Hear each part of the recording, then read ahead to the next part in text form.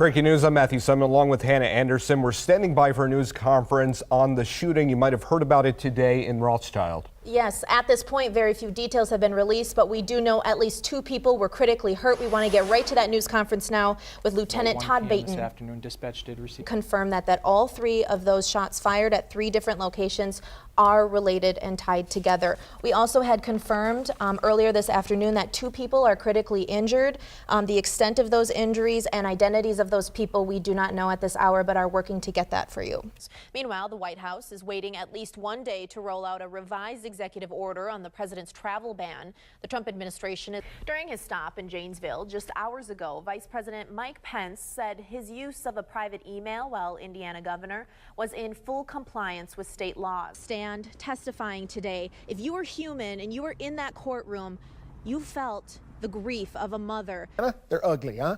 Yeah, they are, but they have gotten better. I've been monitoring all of the roads across north central Wisconsin. Everyone, Hannah Anderson here. We're getting ready for the big Super Bowl weekend, big football weekend, and we have questions for the staff members.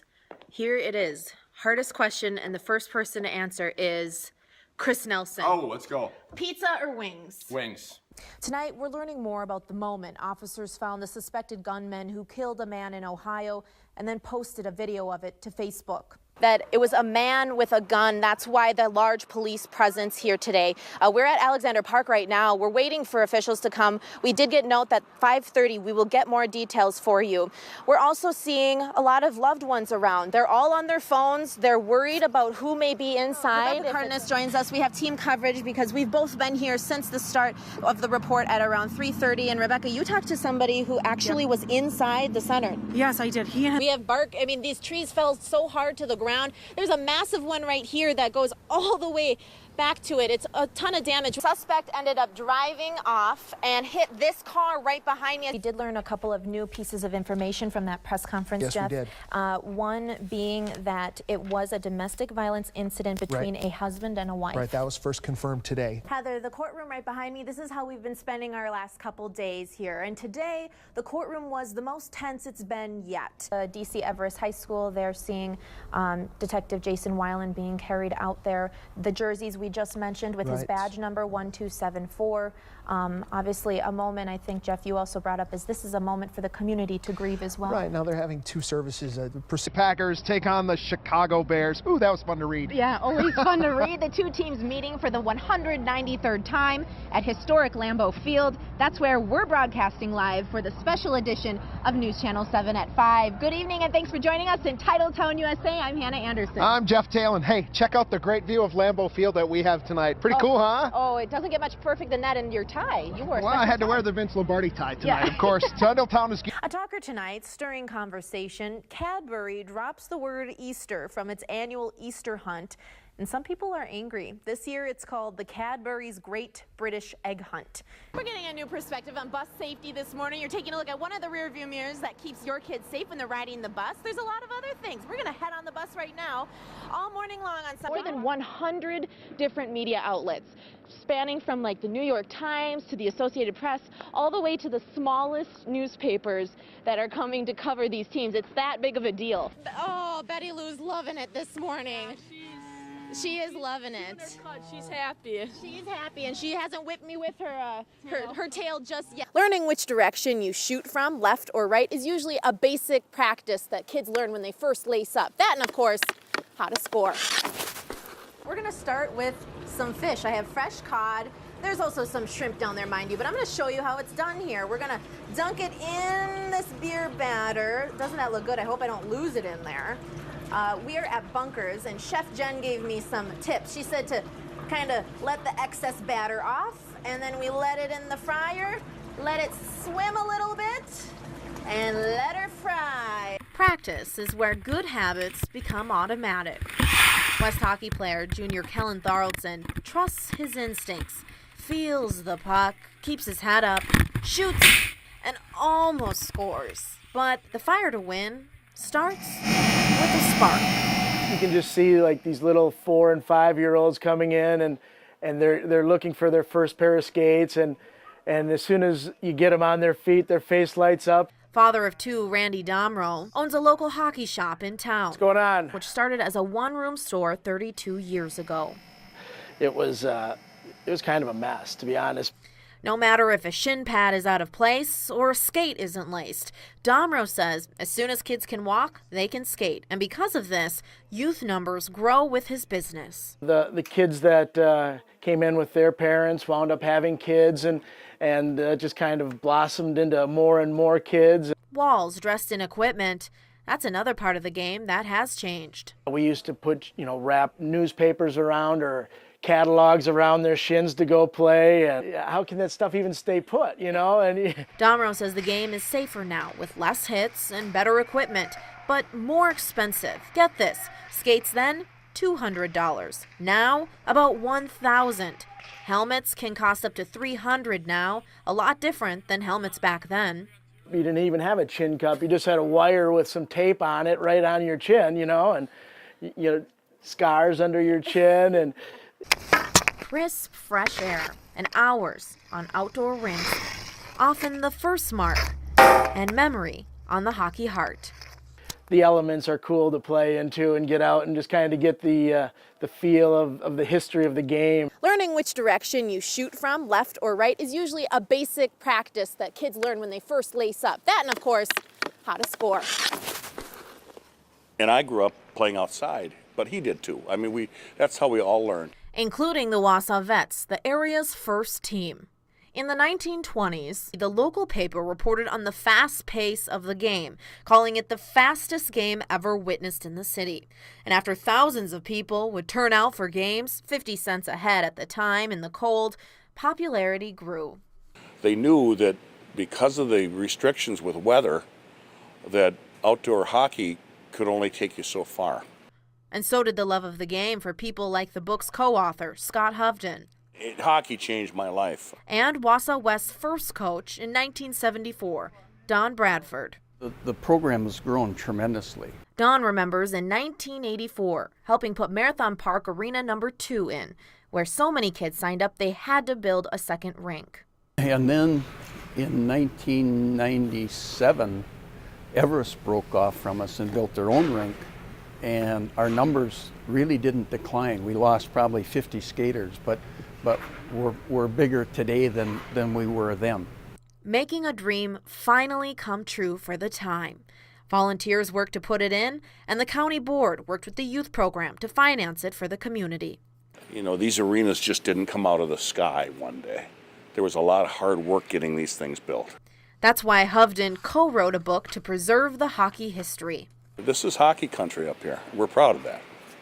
Taking pride in the game of hockey is something that hasn't changed since the 20s. Proof is in the pucks on the shelves of the local hockey shop. It's fun, and my parents did it for me, and I want to do it for my kids. Pride is why hockey players put a jersey on. I think I fell in love with the game the first year, scoring that first goal. I play with Nick Tekel and Josh Boline. They're great players. And why teammates play for each other, win for each other, and practice with each other points to another feeling that trumps any habit hard to crack on the ice, greater than the one when scoring a goal. That's love. Love of the game.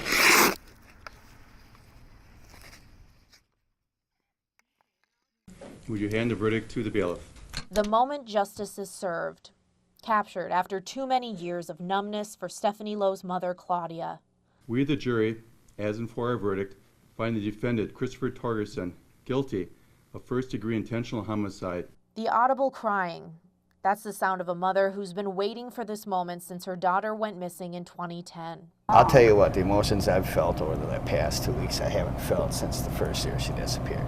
Words from Lowe's father, George Lowe, not on camera, but speaking about closure. But like I said, I'll never have my daughter back. I mean, I don't know how you even heal from that. I have no clue. Members of the Lowe family aren't the only people in the trial affected. I'm glad he's going to jail and he's going to stay in jail. And he deserves to go to jail, and he's going exactly where he needs to be. I just hope it helps the family to move on from a horrible experience. There's so many people that have been tragically affected by this. I think there's a lot of relief that we believe the jury made the right decision. A decision that puts Christopher Torgerson in prison. And the story of Stephanie Lowe, the 22-year-old Wausau woman who was reported missing in 2010, found in 2014, and never forgotten, to rest. Is this closure? No. Why? Like I said, my daughter will never come home. It's part of the whole thing that I'll never have closure for. She just, she's not going to come home. Reporting in Wausau, Hannah Anderson for News Channel 7. Having a great hair day. You're having a great hair day. Oh, thanks. When someone makes you feel good about the hair on your head, losing it's probably the last thing on your mind. News Channel 7's Hannah Anderson joins us with why more women should pay attention to what they're doing to their hair so they can keep it. Hannah? You guys like that compliment? I knew you guys would have fun with that. Yes. Turning white, but it's Great okay. to hear. Yeah, it's always a boost. This probably won't surprise you, but women on average spend 55 minutes every day primping, and 78% of women in a womenshealthmag.com report shows the reason women spend nearly an hour on their looks because it makes them feel better about themselves. Just proof how much hair really means to women, but I found out it's the most basic hairstyle to date that's hurting the hairline, and that's the ponytail.